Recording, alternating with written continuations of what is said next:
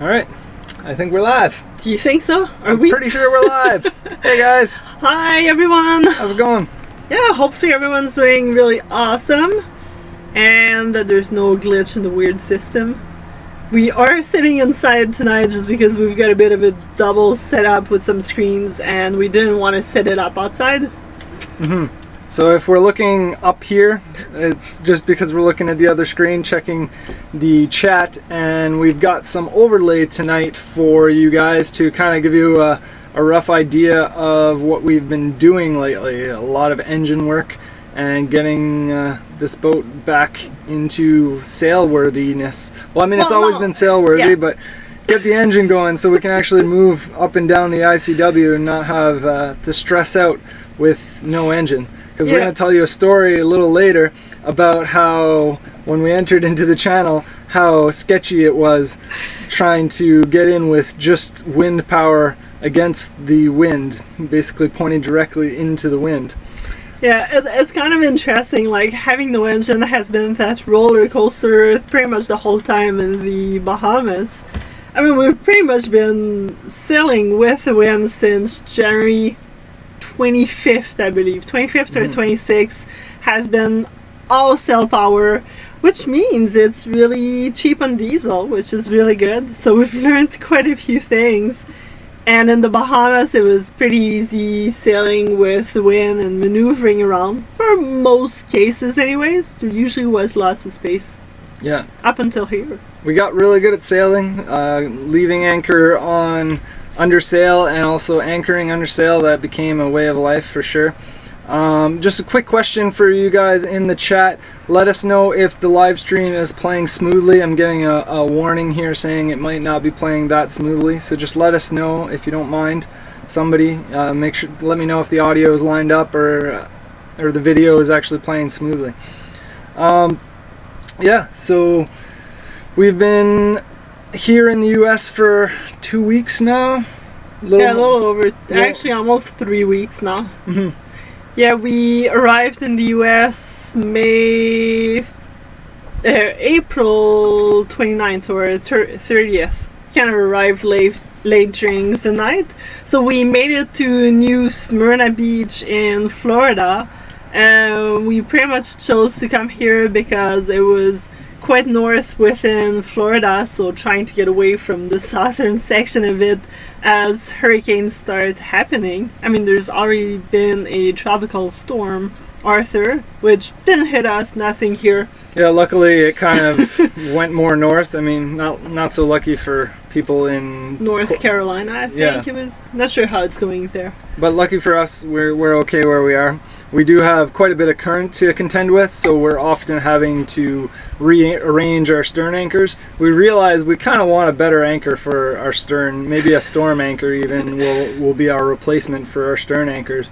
Because currently we have a Danforth, which is meant for... It's 20 pounds, so it's almost like too small for us, and it's not the greatest holding unless you're in sand. Without any current and not too much wind. Our main anchor, which is our Mantis 35 pounds, that one is bomber. It's perfect. Well, what happens is the current switches obviously, and so when we're on our main anchor, we hold fine. But as soon as the current comes from our stern, our other anchors, we have two off the back, and they seem to have trouble holding us. Sometimes they kind of start dragging, and we end up swinging, and we have to release those anchors and reset them once we've swung back around again. So it's a little bit tricky, but we're making it work where we are right now. It was just a good spot to come in because we could still dinghy into town. There's the free dock, and then we have access to most stores within an hour.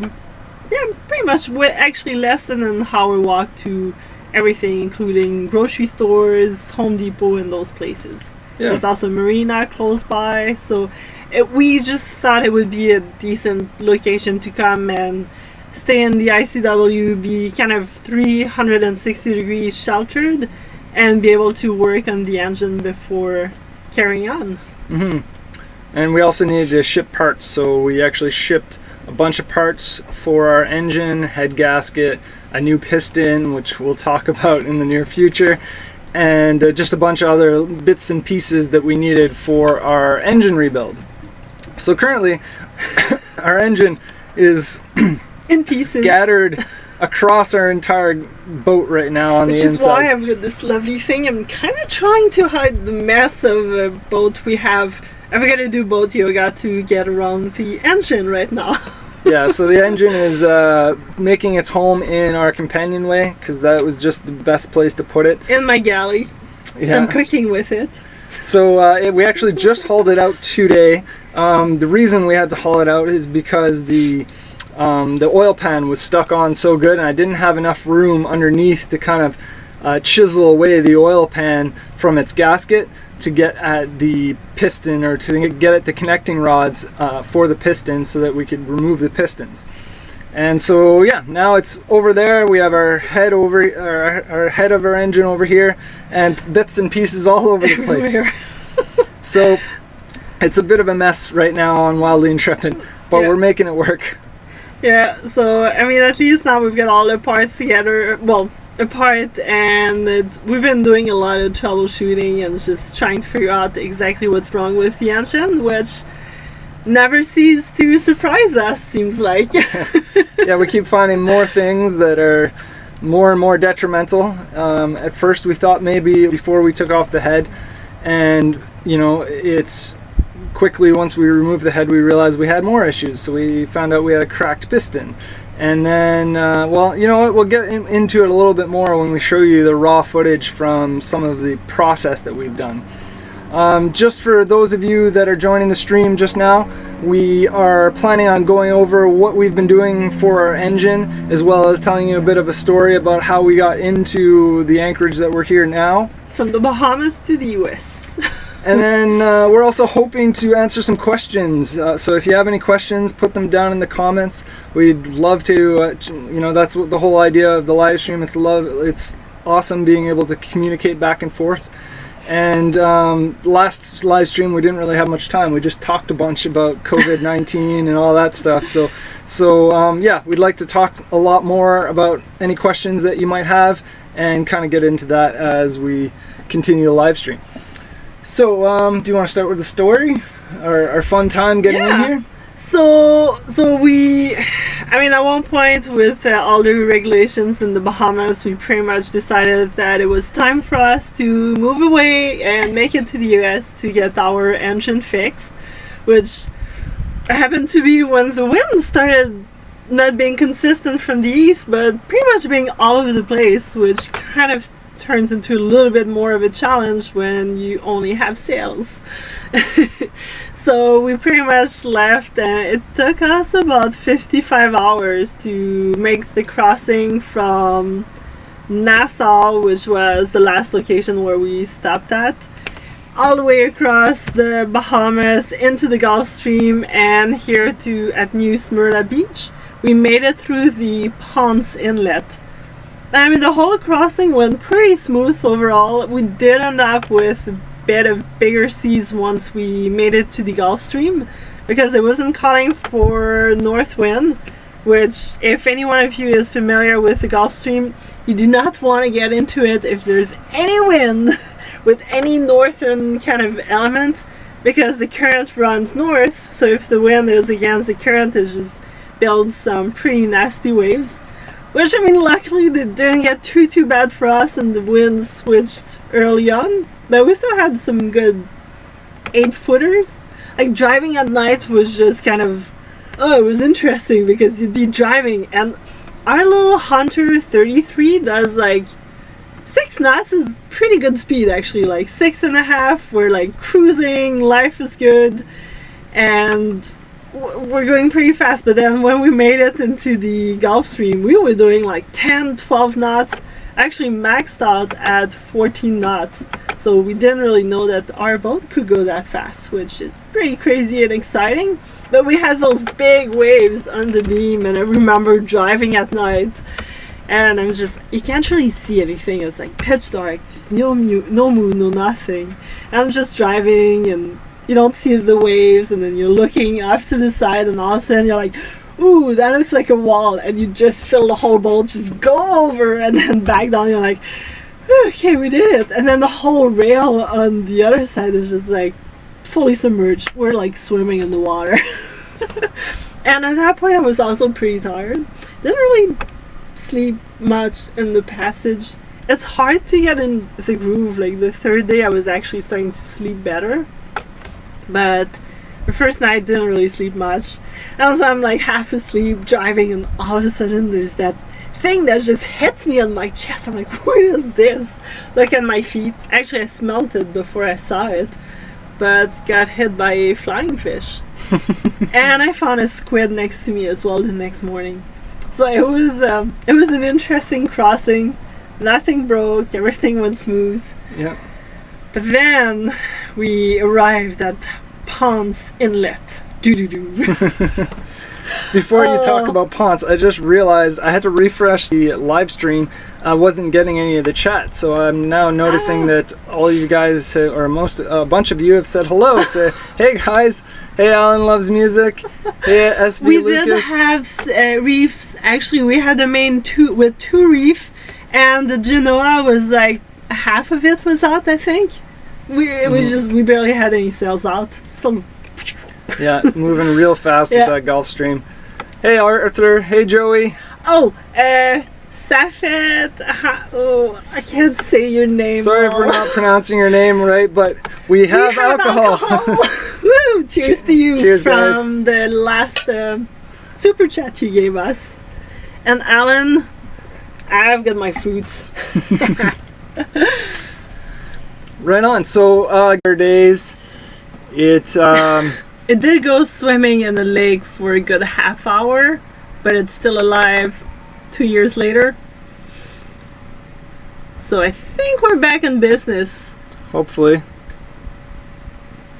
I don't know. That's just the stream never ended, so it looks like we're still going.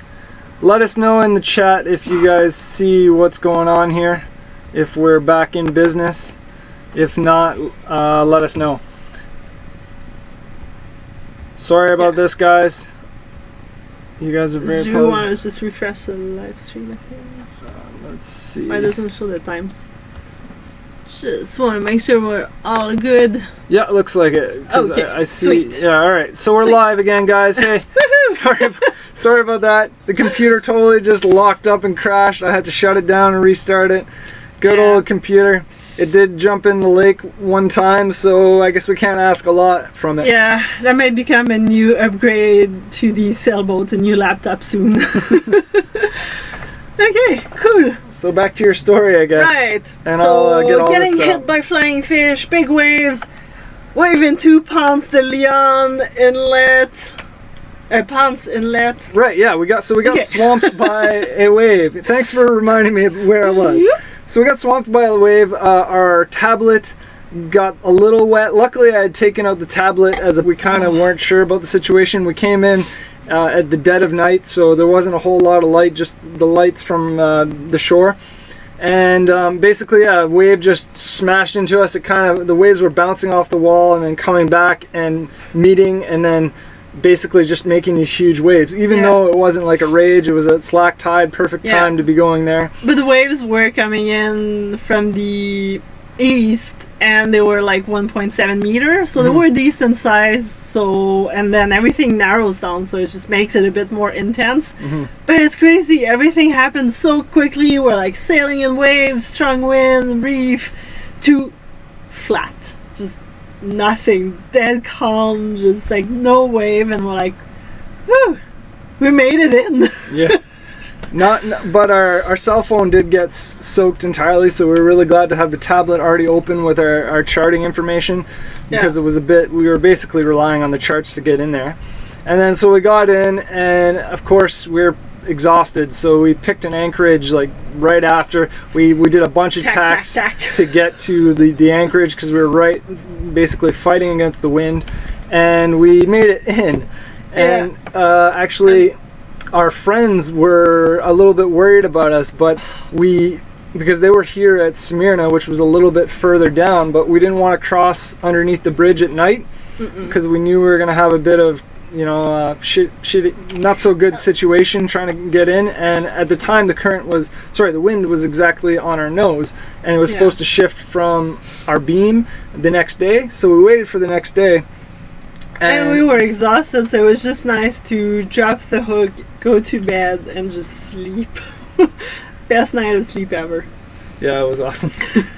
But actually, our friends that morning, because they hadn't heard from us yet, and they knew that that night that we slept, there was some bad storms in the Gulf. Yeah. And so they actually called Coast Guard on us. Actually, thank you very much for doing that, because it was a good precaution. We were glad to have people looking out for us. But luckily, we came back right before it got kind of escalated, and they actually started searching for us. And we were able to call Coast Guard and let them know that there was no issue. Yeah, we were in, just sleeping. But before... We didn't... Go ahead. Just to say, we couldn't really get in touch with our friends because we didn't have any more self-service once we made it to the U.S. because our plan was with the Bahamas. And we couldn't renew it prior to coming back in here because we had to come in person and get a new SIM card because they expire after 90 days. But before we made it here, we had an interesting experience. So as I was telling you, the wind was coming from our beam, but not when we got to the bridge because we had to make a turn. So we were actually a turn into the wind. Oh. And so at one point, I turned, and we were having to do really careful tacks. Yeah. And we were barely able to hold an angle. It's really narrow in this section of the ICW. Mm-hmm. So we were barely able to hold an angle, and at one point, I was steering, and I turned a little too much into the wind, and we lost a lot of our momentum. So all of it. Like very quickly, because we weren't moving very fast since we were so tight on the wind. Yeah. And so we ended up falling off just a little bit, but then the wind grabbed us and started pulling us into the docks. So not just like a dock, that would have been okay, but there's pillars and there was just all sorts of stuff to hit. And so essentially, luckily, we knew we were going to maybe have to motor into the wind to get through the bridge. We weren't 100% sure if the wind was going to be nice once the bridge actually opened up its gates. It was going to make a bit of an eddy behind it. And we didn't want to hit the bridge. That's for sure. So we strapped the dinghy to the back of the boat as a precaution. I'm so happy you did this. Luckily, after maybe, I don't know, it felt like longer, but maybe 5 to 10 seconds of panic. Yeah, Corey's like, okay, what do we do? Do we pull in more sail? Do we do this? And I'm just listening to him. I'm like, okay, we've got to make this work. And then all of a sudden, he's like, I'm jumping in the dinghy. Grab the wheel. We're going to get through this. Yeah, so I jumped in the dinghy, started it up. At this point, we were probably 10 feet from hitting the dock. And I just, gave it some fuel, gave it some gas, and we slowly started to turn and made our way away from the dock. Yeah. That little 3.3 outboard, it's amazing that thing can push this 15,000 pound boat. It's amazing what it can do. So in a pinch, that's what, that's a good option. So luckily we were able, that was probably the most stressful moment on our entire trip, going down to the Bahamas, sailing the entire Bahamas without an engine. That was definitely the most stressful moment. Yeah, second one or first one would have been in the Atlantic Highlands with a crazy storm. Yeah, almost dragging anchor 3 times in the middle of the night with 60 knot gusts was definitely high up there as well. Yeah. But it's just impressive what you can do without any engine in your big main sailboat, and with just a little outboard, how it can actually push you through pretty strong current and just make you move forward and everything. Mm-hmm. So it was dropping the hook and the inlet right next to New Smyrna Beach was like the best feeling ever. Like we finally dropped the hook, we're holding, and then we've got our friends from the buddy boat that we've been sailing with throughout the Bahamas, Cody and Therese. They're just like cheering us up and jumping in the dinghy and showing up at our boat with like beers. We're just like, hallelujah. So that was good. Mm-hmm. So we made it at that point, and we felt very happy and proud of ourselves for making it that far. Yeah. I'm still seeing some issues with the stream over here. Nobody's saying anything in chat, so I'm assuming everything's good. Let us know if there is any issues. It is not a diesel-powered computer, I wished. But no, the computer with going swimming constantly needs to be plugged in to actually run. Mm-hmm. No more laptop. Yeah, and then checking into the US was so easy, almost too easy. We pretty much just actually checked in on the Roam app, did everything, and then someone did the live video with us for like a minute or 2 minutes, just seeing my face and asking to see Corey. And then that was it. We were officially checked into the US. They didn't even ask us to do any quarantine, which we pretty much had been self-quarantined for over 2 weeks at that point. Mm-hmm. But it was just super easy compared to like Bahamas. We actually had to go into the airport, check in with custom, and then go through immigration, which still was a really smooth process. Like, everyone's super friendly over there. Nobody ever came on our boat, neither in the US actually. But yeah, I mean, the U.S. was way easier than the Bahamas. I mean, Bahamas customs, like she said, was a little bit tricky, but Bahamas in general, just with their lockdown and the way they were handling everything, it was a lot more strict than here, and it was a little bit nice to have a little more relaxed situation while coming here, although we did still feel stressed about the whole COVID-19 thing. I just want to say real quick, hey, Matt Moreau, I haven't... if this is the Matt Moreau from college, hey, I haven't talked to you in forever, but good to see you here. And Cottage Hot Summer, thanks for letting us know it's working. I really appreciate it. Same thing with Timothy. So yeah, I guess we're gonna get into a bit of the video and kind of talk to you about what we've been doing with our engine. So we've got a little overlay here. Let's see if this is gonna work properly. And of course not. Oh, no, there we go. Okay, it's working. So this is just me removing the head gasket. I was being very hesitant and nervous about putting any metal on the head of the engine. I later started using a razor blade and stuff like that to actually remove the excess gasket from the engine.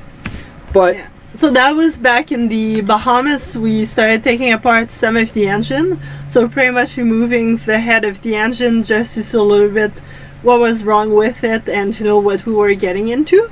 But we didn't want to completely dismantle or remove the engine because we knew we still had quite a bit of a sail. I mean, it was 349 nautical miles, the last big stretch, that plus another 100-ish prior to that.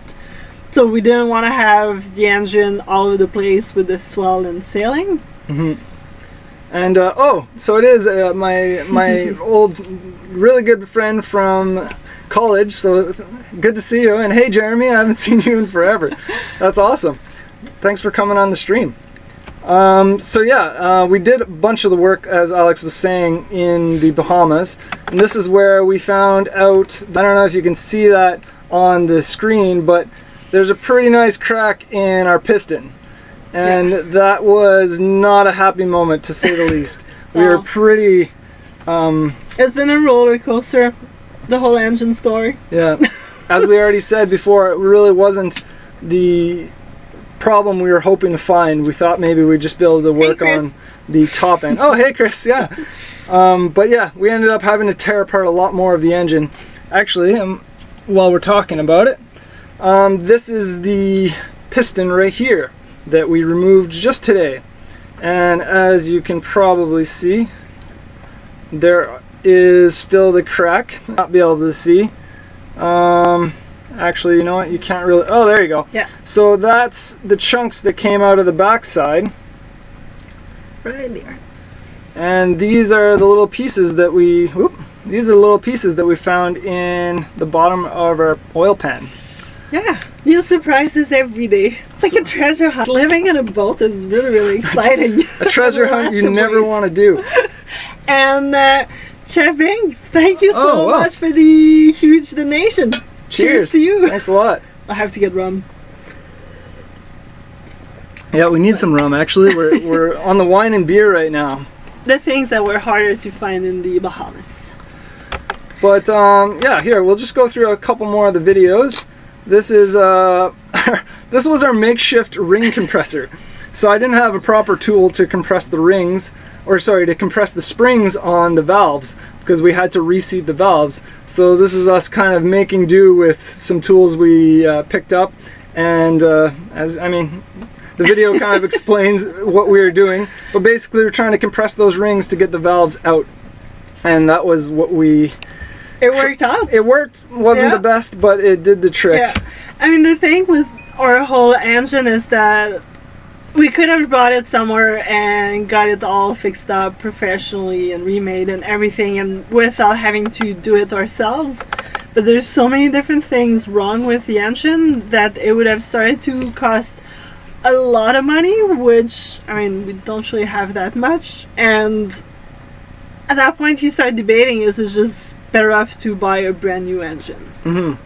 Because, I mean, a brand new engine, like a Beta Marine or something, for our horsepower range, which is 13 horsepower, would be somewhere in the range of like $3,000, probably more once you actually got everything you needed. Mm-hmm. And, I mean,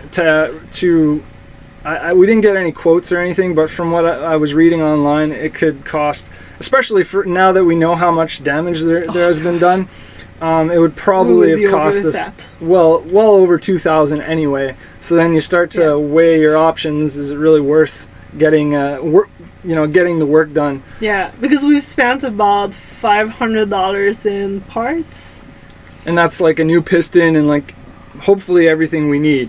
We're still kind of in the process of fixing up the engine, which hopefully is going to be done soonish. Yeah, so it doesn't take up so much of our boat. Yeah. But a couple more videos there. This is just after we've actually removed the retainers. You can see the one retainer on the little valve, I forget what it's called. But anyway, we're removing the springs and getting at the actual valves themselves. The reason for doing this, if you've never done this before, first off, we're not marine mechanics at all, so if there's anything you see here that you would have done differently or you think should be done differently, or any tips you can give us, please let us know, because this is all just stuff we're learning as we go and trying to figure out the best way that works for us. And thank God for YouTube and our 2 diesel mechanics on call. You guys are incredible. If it wasn't of the 2 of you, Graham and Nico, I don't think we would have attempted that. No, definitely not. Like, the input and the help and suggestion we've been getting from the 2 of you is just priceless. Yeah, like Alex said, you can't say it any differently, but yeah, we've really been fortunate to have 2 people that actually know what they're doing, give us some pointers, and help us along our way. Otherwise, we'd be stuck. Hey, Mom. So yeah, that's kind of what we've been doing lately. Here's another little video. Hopefully this is interesting to you guys. If it's not, I'm sorry, but I just thought this would be kind of cool to give you an overlay of what we've been doing. This is just me cleaning out the valve stems so that they're all neat and tidy for the new valves, because we had to actually lap the valves, which is a whole process to actually clean off all of this carbon that you can see here. So, and cheers to Timothy. Wow. Timothy, wow. The engine is coming back together piece by piece. Yeah, one piece at a time. Thank you guys so much. I appreciate it. So as you can see, there's so much carbon buildup on the valves, so they weren't seating right in their little valve seats, so we were losing compression through there as well as through our piston because of the crack. Yeah, and the connecting rod were all nice and straight, luckily. Yeah. Oh, we're good. Okay, we're good. Okay. The screen keeps glitching out. It makes me think that things aren't working properly. Hey, Martin. Oh, hi. So this is us just cleaning off the valves with a Scotch-Brite pad and a drill. And because Corey had me cleaning it up with... okay, I wasn't allowed to... Corey's very particular, which is wonderful, because everything's very... He's very minutious. Is that? No, that's French. But anyways, Corey's Corey is really great at working with the engine because he's super thoughtful, careful. So I'm there gently scraping all the carbon buildup, and I'm like, okay, this is ridiculous. I'm gonna be at this for weeks. So then did a bit more research and found out that there was a little bit of faster ways of cleaning it.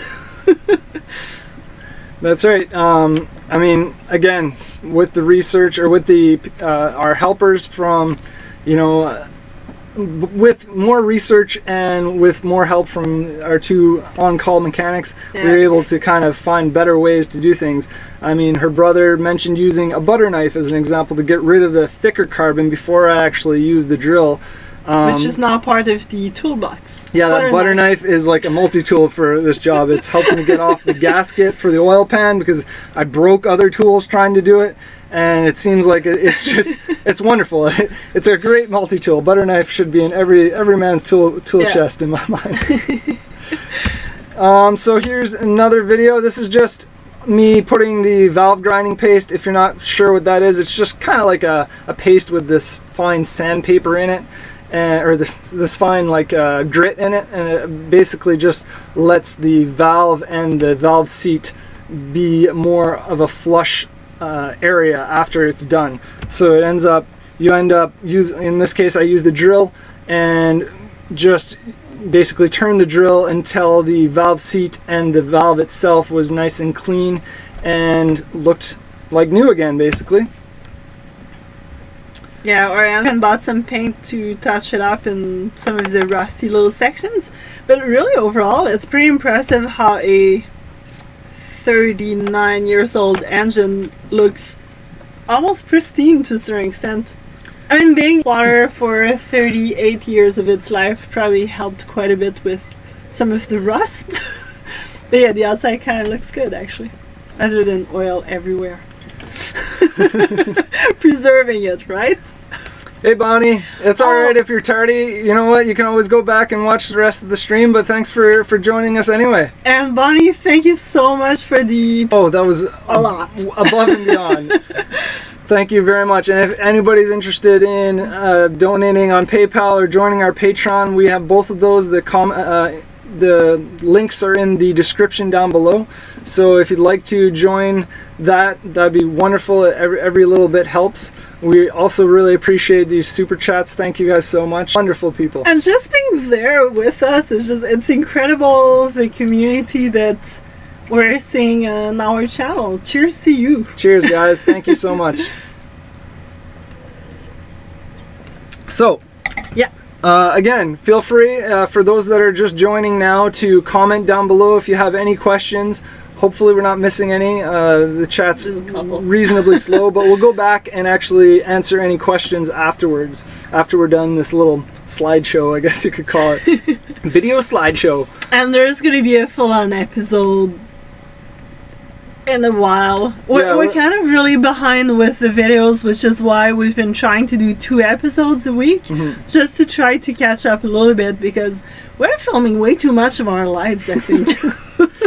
But now that we're working on the engine, we just thought it was a good idea to maybe do a live stream, just because it's a little easier. We don't have to spend so many hours behind the computer editing, and it just allows us to kind of share what's going on right now, because that probably won't come out for quite a few months now, at least 3 months, I would say. I'll catch up one day. So here is the valve once it's all clean, if it's actually going to play. Let's see, try again. No, maybe more technical difficulties. No. At least I can move my mouse this time. Let's try this again. There we go. So yeah, anyway, they look relatively new, nice and shiny, and the seat itself, where it actually, or where the valve seats, is nice and clean, which is the main thing. So that's how that's basically the stuff we did waiting on the parts to come in. We didn't want to haul out the engine and have it taking up our whole companionway until we were done, you know, at least some of the work, and until the parts came in. We've been learning so much with that engine, which, mind you, is some things that are really good to know, because you're not really always close to places where you could bring your engine in or have the resource or the internet to be able to get all of that information. So it's really good to know all the different parts of the engine And it also kind of explains why we've always, ever since the beginning, we've always had a bit of trouble with our engine just stalling on us. Mm-hmm. So lack of compression would do it.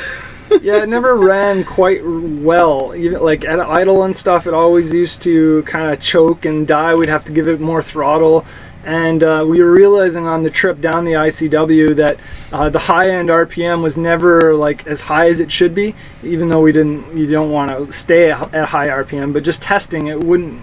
We were getting something like 2700 when the motor I think is rated for like 3200 or 3500. So definitely not the high RPM. The other symptoms, just to let you guys know that we saw, we didn't see a whole lot of black smoke out the back, but we did have some almost oily residue that was in and around like our stern of our boat, as well as we were getting blow-by, which is just essentially oil spurting back out through both our air filter. The air filter was a mess. It was always soaked in oil, so we were always cleaning it. And our dipstick, where we check the oil and where we fill the oil, were both squirting out oil. So that was because there was compression inside of the crankcase because the piston was cracked. Yeah. And also, and we were burning through a lot of oil. Yeah. That's also really yeah. So we were burning through a lot of oil as well. So those were some of the symptoms that gave us some indication that we were running into trouble, even long before our engine just wouldn't start anymore. Yeah, which I'm happy and not at the same. Well, actually, no, I'm more happy that it died on us like 5 days within arriving to the Bahamas, because if it would have stopped working in the U.S., our whole winter trip pretty much would have been over. So at least we did make it to the Bahamas. We managed to enjoy 3.5 months of sailing, and then made it back to the U.S. Especially with the virus, we would have been stuck here. Yeah, definitely. It turned out to be for the better, for sure. Yeah, we're becoming better sailors. That's another thing, absolutely. So this is a bit of our setup that we had. We had a halyard to the boom and then some pretty beefy winches set up down to the engine to keep us actually going. To help pull the engine up, while Alex was putting all her weight trying to lift it. That was kind of funny because there's quite a bit of mechanical advantage with this, but the engine, even with the head of 100 pounds. So I'm there just like cranking with my arms and just like trying to pull, and at one point I'm like, Corey, like I'm not going to be able to pull the whole thing. So he started helping me just kind of pull some of the lines, and I was pulling the other part. And at one point I'm just like grabbing high up and just yanking down, just using my whole body weight to just pull it up. And then the third technique I used was putting my foot on the line and just pulling down. so we got it out.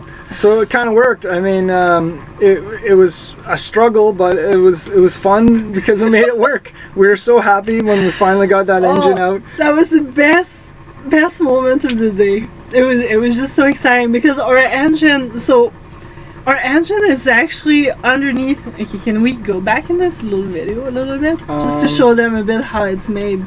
Like how the boat is made. Not in this video. No. Okay, anyways, the engine, like we can't straight pull the engine because it's underneath the deck, the companionway, so we've got to like pull sideways and hold the engine so that it doesn't go swinging. So anyways, it was interesting. Mm-hmm. And oh my gosh, Bonnie. Thank you so much. You're way too kind. Cheers. Cheers to you. Oh, and yes, Joey, you asked about my dreads. Congratulations on 3 years. That's a long time to have dreads. I've been doing these for over 10 years now. Yeah, maybe around 12. But losing pieces though. But the ends, they kind of fall apart over time, especially when we're in saltwater a lot and like swimming around. So keeps them under control at a certain otherwise height. they'd be way too long. But they work. Thanks, Matt. I appreciate it. Here's the oil pan. This was us This is my makeshift tool because we don't have a rubber mallet, so I duct taped some rubber on it. So this was us trying to remove the oil pan, and as you can tell, it's just a really tight space. This is why we had to lift the engine in the first place. Like, I could not get any tools in there to get a good whack on it, and that oil pan was like stuck like glue until I broke the seal, and then it was a lot more interesting. But I guess this shot kind of shows you how the engine is in place, you know, where Alex is filming from. That's where the actual engine came out of, and then we had to kind of maneuver it around, spin it, and get it into where the companionway is, where the stairs are. To the left of the shot is where the stairs are. So yeah, anyway, trying with scrapers and whatever else, it just would not work whatsoever. Yeah, and we were gonna, actually initially we thought we'd have to rip the whole wood around the around where the engine is so that we could like straight pull it out, but then on internet is wonderful, Facebook is.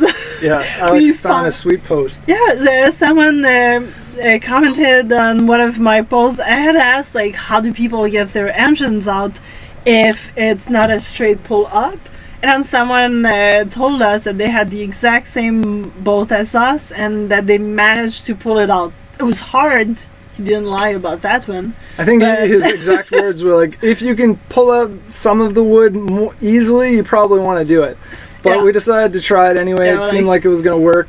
Getting it back in might be a whole nother story. We might actually have to tear out a little more. Yeah. Just because it's just we might need the third person. It's too tight, and there's, you know, you're pushing against the engine, against the companionway where the stairs are, just to try to get it into the hole, and there's a lot of weight. I mean, that engine weighs over 500 pounds or something, or somewhere in that range, so it's heavy. It's small, but it's freaking heavy.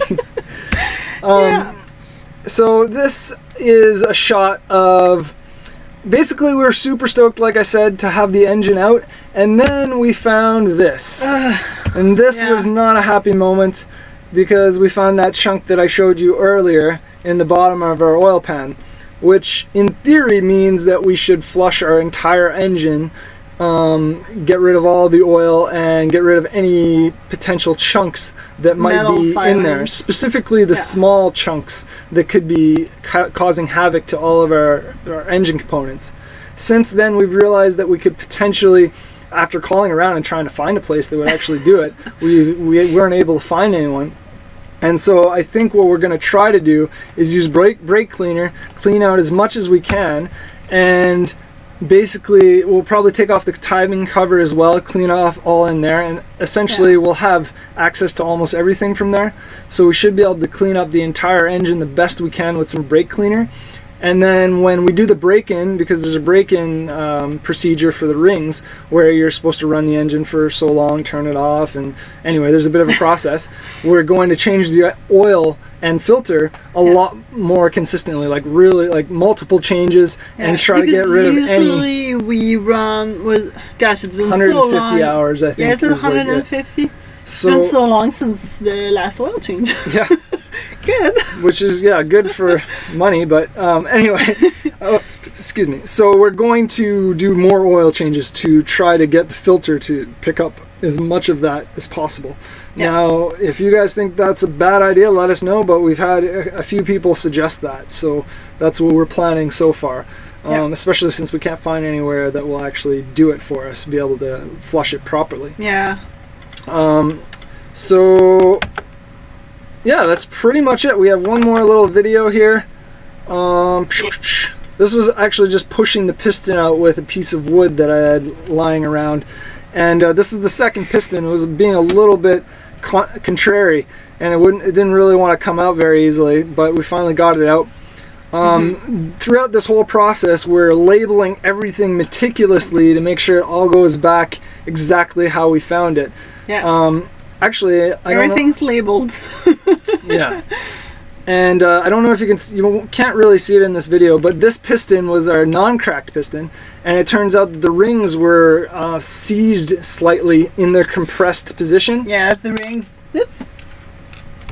Yeah, it's like these little yeah, the little like rings here that kind of spins around. Some of them are just totally jammed onto the other one. So the bottom one is for oil, and these top two are to like keep your compression, as far as I know. And the two top ones are seized shut. So essentially we're losing compression there as well, which, if you don't know, diesels don't run by electricity. Essentially they run purely by compression. So as long as you have air getting into the engine and you have fuel getting into the engine, the last component is compression. If you don't have compression, you have troubles as well. Yeah. So that's how it starts, basically. Just, you know, from compression it gives the initial explosion, I guess you could call it. And that's how a diesel runs. So yeah, that's essentially where we are right now with our diesel situation. We have lots of work ahead of us. We got all the tools and stuff that we need, but now because of the metal, which we kind of suspected, actually I suggested compressor too. Oh, okay, a compressor. Yeah, that would be a good idea. If we can get our hands on a compressor, that might help as well. So yeah, we're gonna have to try to get rid of the debris. My dad actually said right from the beginning, he's been an advocate for telling me that I should get it done professionally. And I mean, we've always been kind of the DIYers and wanting to get things done the best we can with the money we have and the ability that we have, and learn something new. You know, if I fail at this miserably, well, we still won't have an engine. But if I succeed, I will never call myself a diesel mechanic, but at least I know I can fix my own engine. Yeah. And just seeing all the different parts of the engine, like I've never really worked with engines whatsoever, so how the whole thing works, and actually knowing, oh, I know what you're talking about now. This is this little part here that does this thing, you know. So that's kind of exciting in that way. Jay Bratt asks, they're kind of up in the air right now. $1 million question. If we get the engine fixed, well, I should say when we get the engine fixed, because we'll get it fixed at one point. We're probably going to hang out in Florida a little bit. Yeah. Maybe pull out in Jacksonville.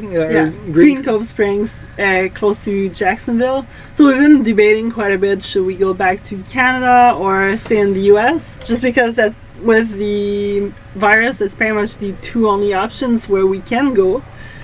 One issue with Canada is that there's no travel allowed in between provinces. That's changing though. It's probably changed already. Yeah, things always change, but it's a little trickier. And we are on our paperwork and everything, Newfoundland, which is that island of the east coast of Canada. But we don't really have a house over there or nothing. I mean, we do have lots of friends. But then, if we were to go back to Canada, it'd probably be towards where our parents live, which is in Quebec. But then, I don't really know how it worked for us to be allowed to travel, because our driver's license, everything shows that we are from Newfoundland.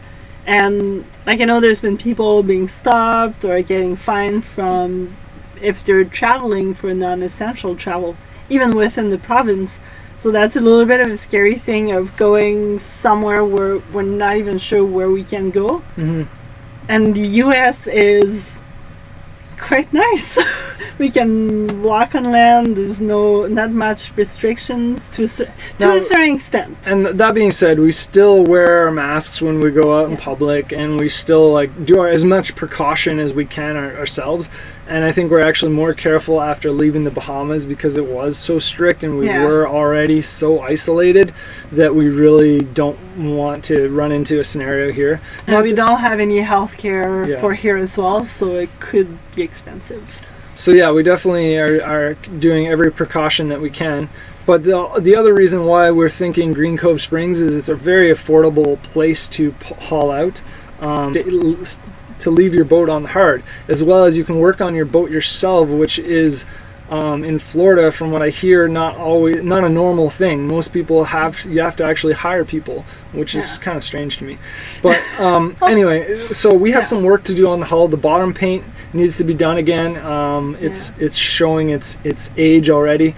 I need to do a bit of fiberglass around our rudder as well, because there's water coming in from around the stuffing box. Yeah, so the stuffing box, I don't think it was from us like backing into anything or anything like that.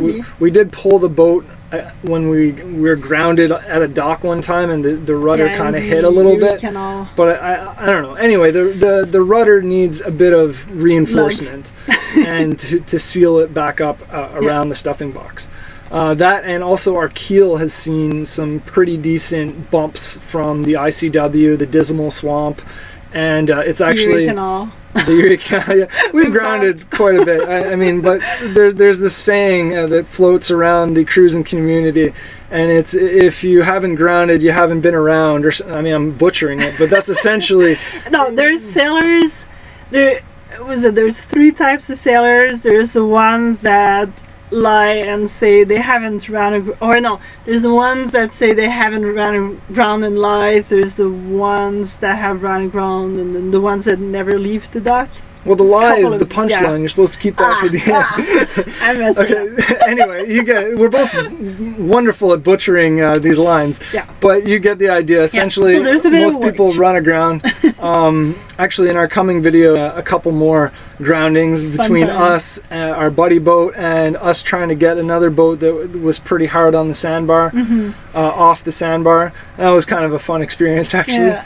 And another reason also why Green Cove Springs is that I do have family in Jacksonville. I've got 2 sisters over there, which they've opened their doors to us, so it might just be the best place to be at and wait out hurricane season, get a bit of work done, and see what happens, so that next winter we can just cruise south and potentially go back to the Bahamas, because I mean, we loved it, and our trip got cut short with being not allowed to move anymore.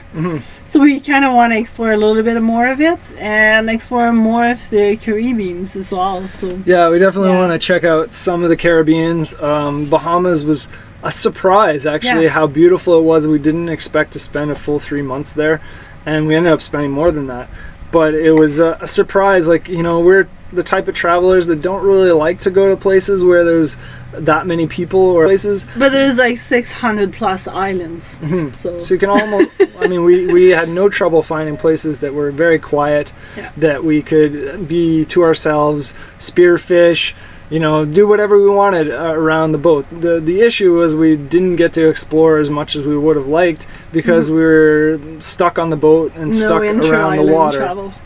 So, and we couldn't go to land very often. So we'd like to explore a lot more around and see what's there, you know. And given the fact that we didn't have a diesel engine, there was a lot of places, especially in the Exumas, that we couldn't really explore thoroughly, because there's a lot of these cuts, these narrow areas all between these islands that have high current. And so we ended up picking anchorages strategically that were a little bit outside of these areas, that were a little safer, I guess you could say, for anchoring and pulling up anchor under sail. Or having to really time when we're coming in and out of those cuts. I mean, there's one of them on our way back to the US that at one point you're just watching your speed, like, you know, you tried to time it much current, but didn't quite work out. The wind was dying on us.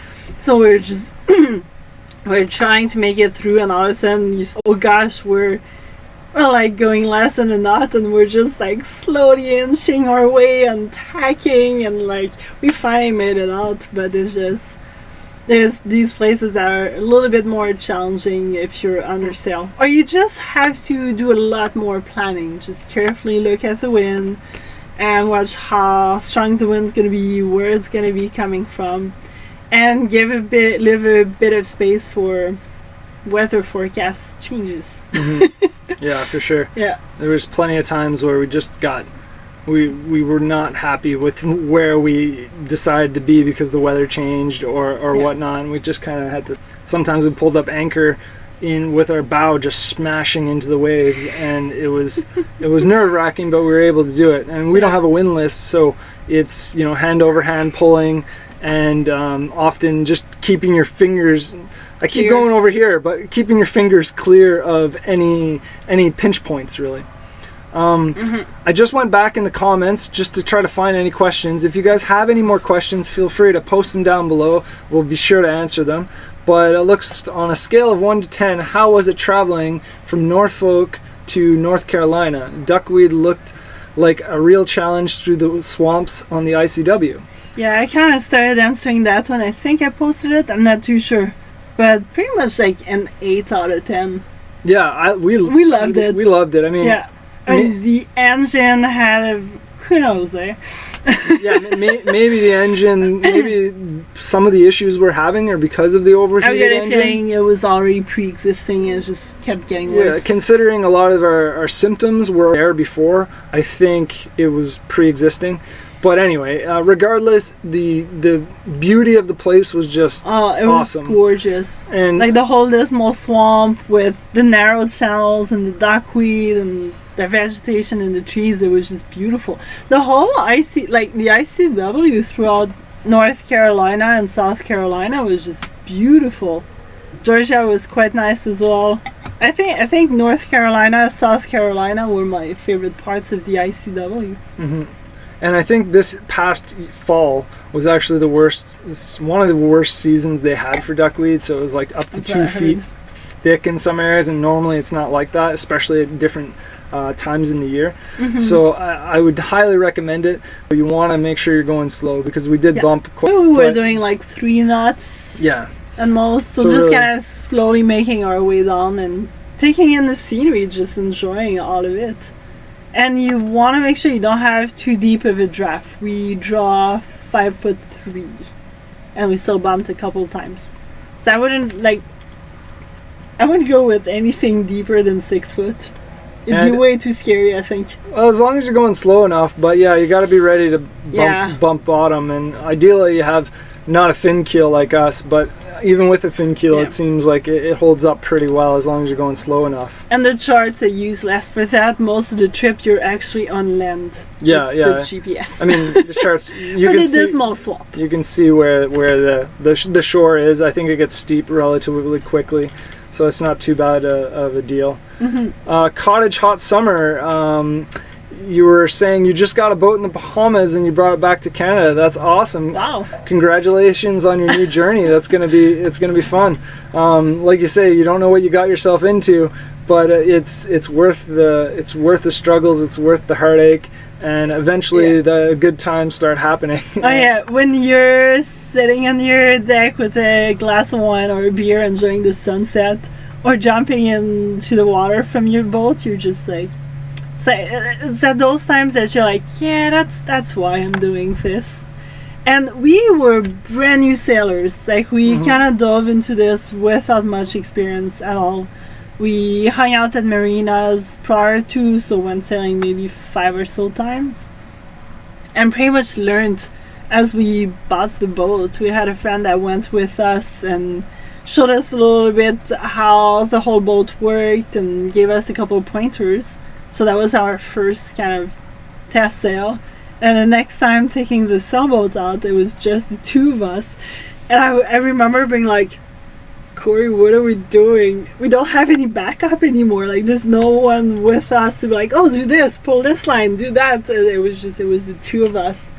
And that's when the learning curve just like got exponential. Oh yeah, every single day I think we learn something new, whether it's about navigating or charts or the fact that in Bahamas as an example, just a quick little piece of knowledge, I guess. We used to very much all before getting to the Bahamas, we used to pay attention mostly to the wind and the velocity or the strength of the wind and the direction. Wind direction, speed. Okay, fine. Like we can hide behind this island over here. If the wind's coming over here, we'll just tuck on the backside. Perfect.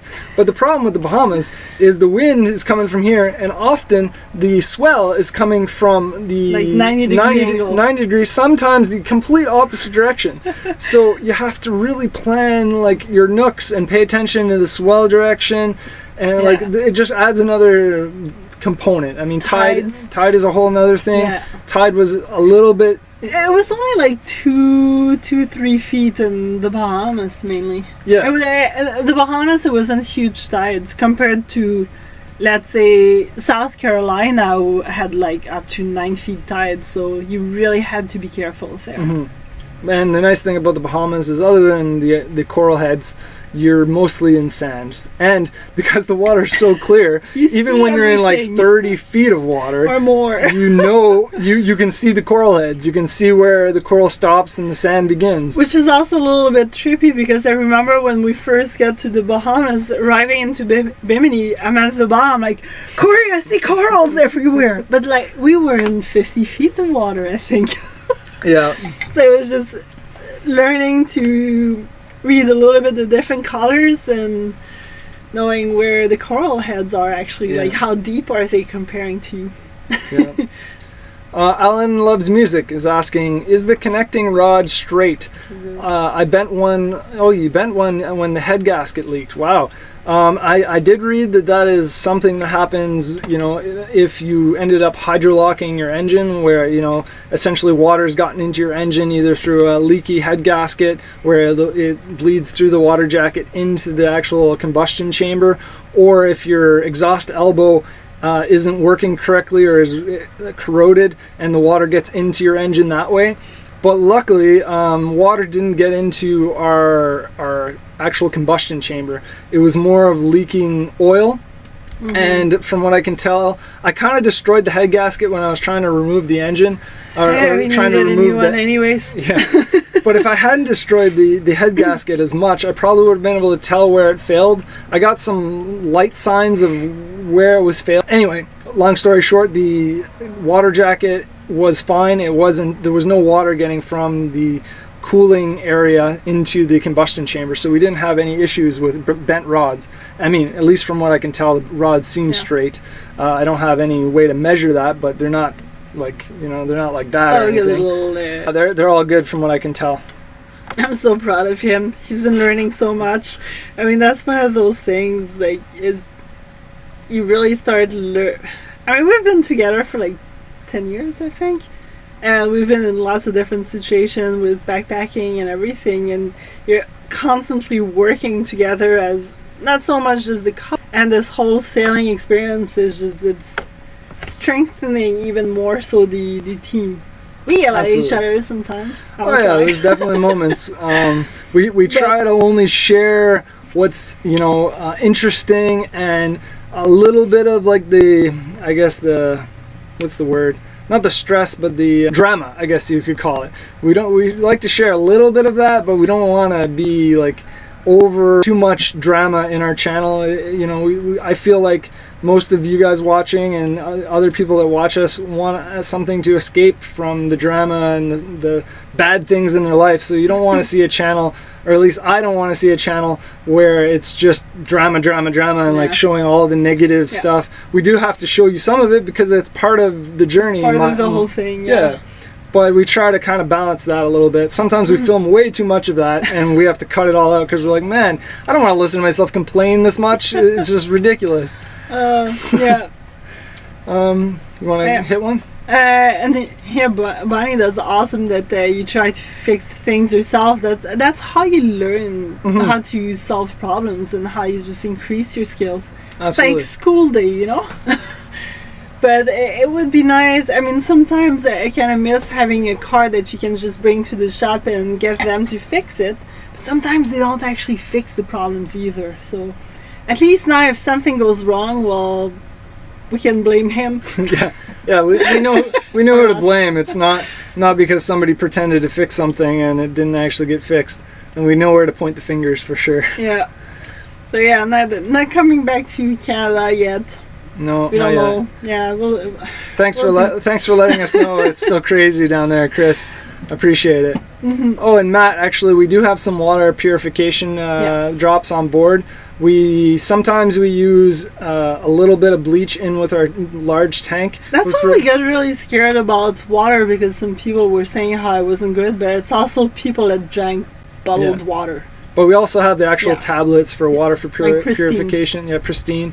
And we also have isopropyl alcohol, or sorry, no, hydrogen. hydrogen peroxide. And I know, Matt, you used to love that. So you can be sure. Actually, send me some links of some of that stuff. I've been reading some things about how it can be used for all sorts of different things. But yeah, we use that, especially right now. We use that for during the COVID-19. Cleaning all our fruits, veggies, and everything. Yeah, just to careful. Yeah. Who knows if it's actually doing anything, but at least we feel a little better about ourselves. But the water in the Bahamas was good to drink pretty much everywhere. We never really had any issues. Mm-hmm. Like most towns had desalinators. Yeah, that's it, because they don't have much fresh water other than like on certain islands. So they're pretty much just transforming salt water into fresh water and then purifying it. So it's like a 2-stage process. Mm-hmm. And we found it for free almost everywhere other than in Spanish Wells. That was the only place where we had to pay for it.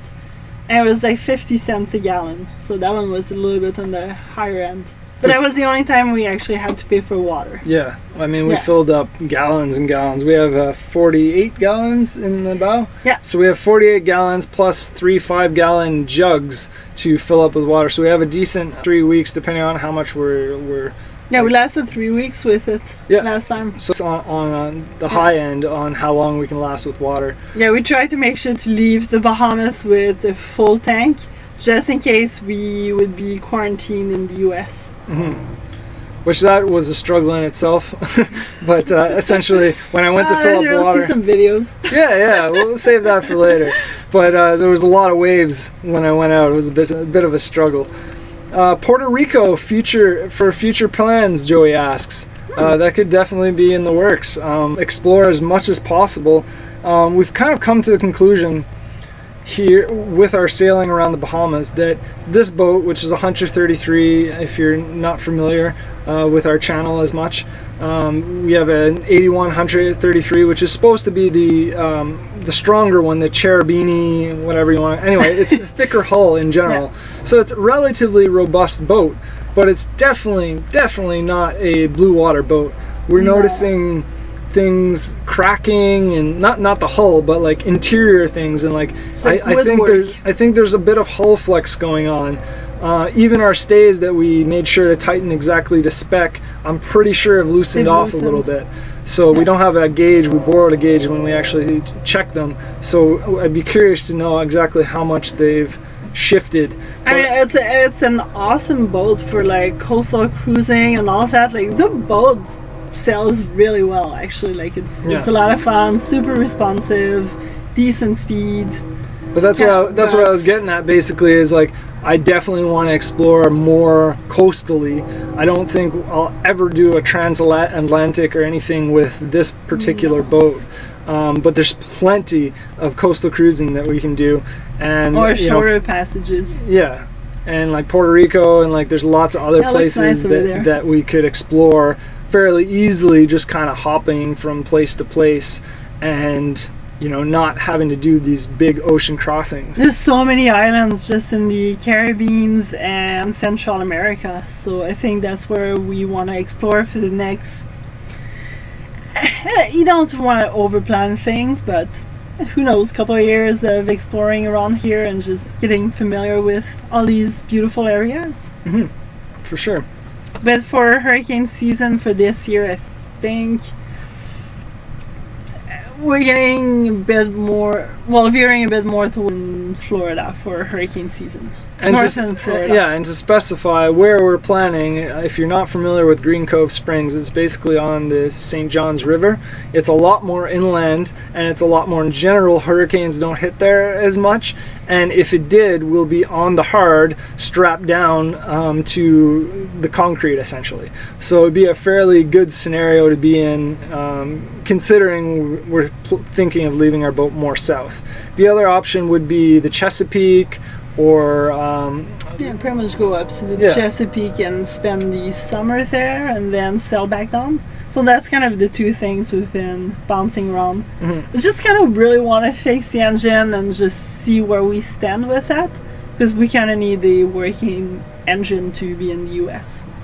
Yeah, at least on the ICW. I mean, we Yeah. can always hop out, back onto the ocean and then But then scoot you up. gotta go in those inlets, which are challenging without an engine. And there's just a lot of bridges, so it really makes it more stressful. Like we've already had a shear pin go on our outboard engine. I was just thinking about this last night. If our shear pin happened to break when we were trying to go through that bridge, it would have been a devastating situation. So, I was only going half throttle, but still, it's just not something. I really don't want to be relying on like a small outboard that's not designed to try to get around. So definitely the engine is a priority right now, and then we'll kind of figure out what we want to do from there. Also, finances are a whole nother thing that we got to try to figure out, because this COVID-19, like I'm sure it's affecting a lot of you guys, is definitely going to affect us on whether or not we can continue to make some sort of income on the side or whatnot. So, Couple of plans in the air, but we'll make it work. We always make it work. Positive thinking, right? Yeah. All right. I think we should start. So yeah, Matt, thanks a lot. Send me that info. Definitely, I'm always interested to learn some new stuff.